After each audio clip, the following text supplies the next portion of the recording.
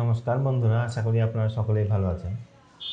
আপনারা দেখছেন এক্সআইইউ USD gold versus ডলারের ট্রেডিং চার্ট। আজকে 6 তারিখ, 6 অক্টোবর। আজকে কোনো রকম নিউজ নেই। নিউজ না থাকার জন্য মার্কেট মেকাররাই মার্কেটটাকে মুভ করবে। আপনারা স্টপ লসের সঙ্গে জোনে থেকে ট্রেড করবেন। আজকে দেখুন, বুলিশ মুভমেন্টের সাথেই মার্কেট ওপেন হয়েছিল। আমি কালকে উইকলি ফোরকাস্টে বলেছিলাম যে বাই দেখবার চেষ্টা করবেন, সবসময় বাই দেখবার চেষ্টা করবেন। যখন বাইং স্ট্রাকচারে আছে তখন সবসময় বাই দেখবার চেষ্টা করবেন। ডেলিতে আমরা বাইয়ে আছি। দেখুন, daily candle bullish candle create হয়েছে গত শুক্রবার। তাই আমরা ডেলিতে বাইয়ে আছি, সবসময় বাই দেখবার চেষ্টা করবেন। যতক্ষণ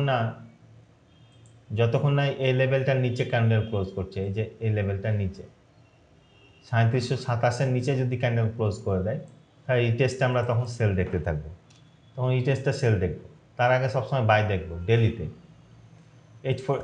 H4 দেখুন কি সিচুয়েশান ক্রিয়েট হয়েছে।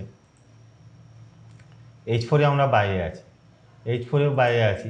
যদি এই লেভেলটার নিচে ক্যান্ডেল ক্লোজ করে দেয়, 3794 নিচে যদি ক্যান্ডেল ক্লোজ করে, তখনই আমরা সেলে দেখতে থাকবো। এই টেস্টে তখন সেল দেখতে থাকবো। তাছাড়া এই টেস্টে সবসময় বাই দেখবো, সবসময় বাই দেখতে থাকবো।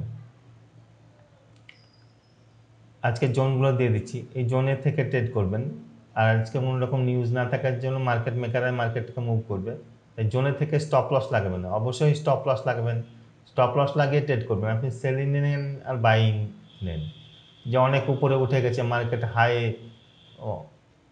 ট্রেড করছে 3900, এবারে হয়তো নামবে, দিয়ে স্টপ লস না দিয়েই ট্রেডে এন্ট্রি হয়ে গেলেন, সেল লাগিয়ে দিলেন, তাহলে আপনার যে অ্যাকাউন্টটা আছে সেই অ্যাকাউন্টটা জিরো হয়ে যাওয়ার সম্ভাবনা থাকবে।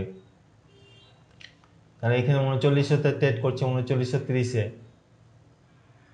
এখানে 5000-ও উঠতে পারে, 6000-ও উঠতে পারে, এটা তো কোনো ওঠার সীমা নেই।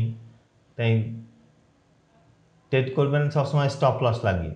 যখন স্টপ লস লাগিয়ে ট্রেড করবেন, স্টপ লস সেট আপ থেকে বার হয়ে চলে আসবেন, এসএল দিয়ে ওই সেট আপ থেকে বার হয়ে চলে আসবেন, নেক্সট সেট আপে তখন এন্ট্রি নেওয়ার চেষ্টা করবেন। আজকে জোনগুলো দিয়ে দিচ্ছি, এই জোনে থেকে ট্রেড করবেন। দেখুন, আমি এখানে একটা বলেছিলাম গতকালকে উইকলি ফোরকাস্টে, যা 3889-90, এই যে একটা জোন আছে, এই জোনটাকে ব্রেক করলেই রিটেস্টে বাই দেখবেন। দেখুন, রিটেস্ট করেছে, আবার বাই হয়েছে, রিটেস্ট করেছে, বাই হয়েছে। এখানে বাই নেওয়া যেতে পারতো। এই জোনে থেকে ট্রেড করবেন, জোনগুলো নোট করলেন, এই জোনে থেকে ট্রেড করবেন। সেল নেওয়ার চেষ্টা করবেন না, সবসময় বাই নেওয়ার চেষ্টা করবেন।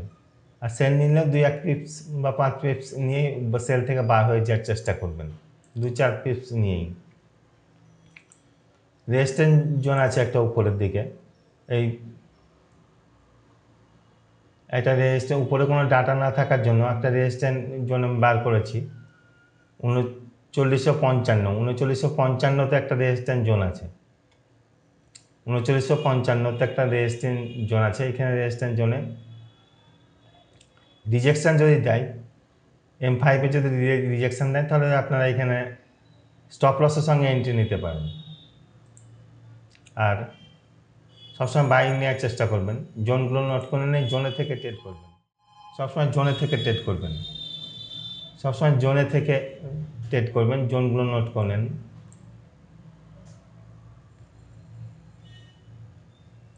ধন্যবাদ।